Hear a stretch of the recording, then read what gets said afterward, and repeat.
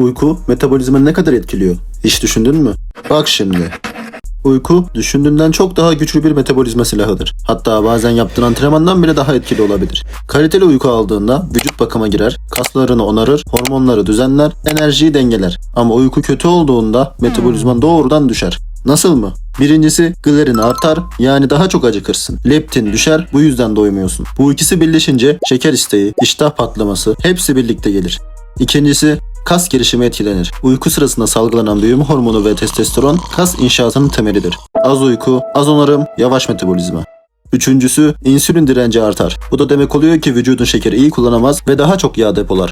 Dördüncüsü kortizol yükselir. Kortizol nedir? Stres hormonu ve karın bölgesi yağının en büyük dostu.